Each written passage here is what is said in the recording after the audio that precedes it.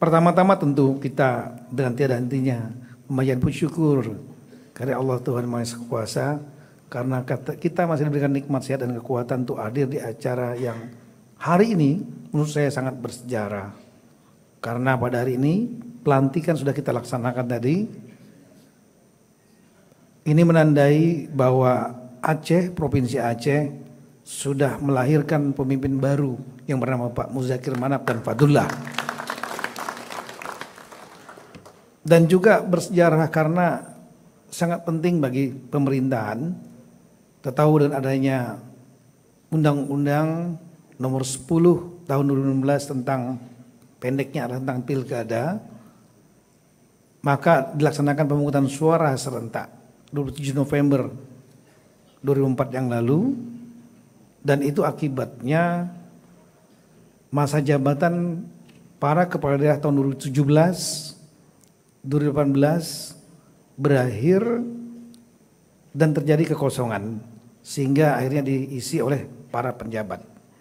Dan di Aceh masa jabatan gubernur definitif sebelumnya itulah tanggal 6 Juli 2022. Jadi Aceh salah satu daerah yang penjabat gubernurnya termasuk paling panjang, 6 Juli 2022 dan 12 Februari 2025, sampai ada 3 PJ, mulai dari Pak Majen TNI Purnawirawan Ahmad Marzuki yang dulu saya lantik juga di sini dengan cara yang sama juga, dan kemudian Pak Bustami Hamzah, dan terakhirlah Pak Safrizal. Tapi saya lihat tadi ada spesial berkali-kali Pak Mualim di PRA memberikan apresiasi kepada Pak Safrizal. Saya ucapkan terima kasih Pak Safrizal karena mewakili Kemendagri gitu. Ya, dan saya doakan juga Bapak jadi menteri. Bapak Ibu sekalian, memang pelantikan serentak, saya ulangi, pemungutan suara serentak, itulah amanah dari pembuat undang-undang.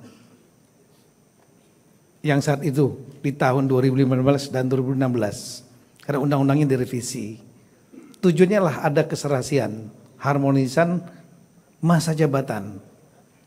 Bukan hanya presiden dengan provinsi dan gubernur dan wali kota, tapi juga bottom up, yaitu ada ketidakharmonisan dalam RPJMN, rencana pembangunan jangka menengah 5 tahunan, dengan mekanisme yang lama.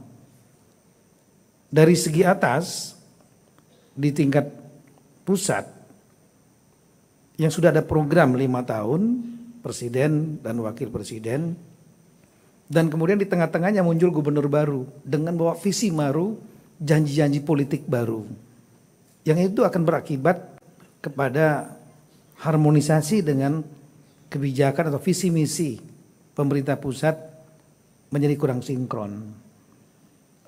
Dan kemudian dengan adanya gubernur baru, bupati wali kota juga bingung. Karena gubernur, saya ulangi, bupati wali kota memiliki juga janji politik, tiba-tiba di tengahnya muncul gubernur baru. Dan ini juga dialami para gubernur, berjalan 5 tahun, di tengah-tengah muncul presiden baru, muncul bupati wali kota yang baru dengan janji politik masing-masing. Di tingkat bawah juga terjadi, para bupati wali kota yang sudah terpilih 5 tahun, tengah-tengah muncul presiden baru, muncul gubernur baru. Oleh karena itulah filosofi dari pemungutan suara serentak 27 November itulah keserentakan masa jabatan antara pemerintah pusat, pusat dan provinsi, provinsi dan kabupaten, dan sebaliknya paralel. Dilaksanakan pemilihan nasional di tahun yang sama, 14 Februari 2024 yang lalu, untuk presiden, wakil presiden, dan legislatif di semua tingkatan, termasuk Bapak Ibu sekalian. Dan kemudian serempak di tanggal 27 November di tahun yang sama dilakukan pemungutan suara 545 daerah, kecuali Yogyakarta, karena gubernur memang dengan keistimewaan Yogyakarta dijabat oleh Sri Sultan dan wakilnya Sri Paku Alam. Dan yang kecuali ini adalah di Jakarta.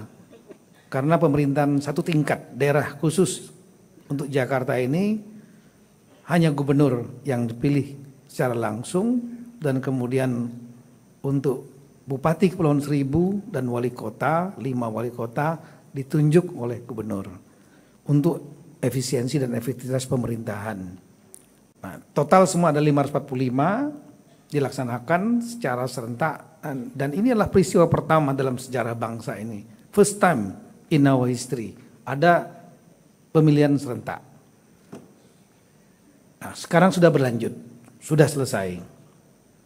Dan jujur kalau boleh kami mengamati, karena ada desk monitor di Kemendagri dan juga dari sudut pemerintah pusat, salah satu pemilihan kepala daerah tingkat provinsi, kabupaten kota yang berlangsung aman, lancar, damai, meskipun ada dinamika sedikit-sedikit, itulah yang salah satu yang terbaik adalah di Provinsi Aceh.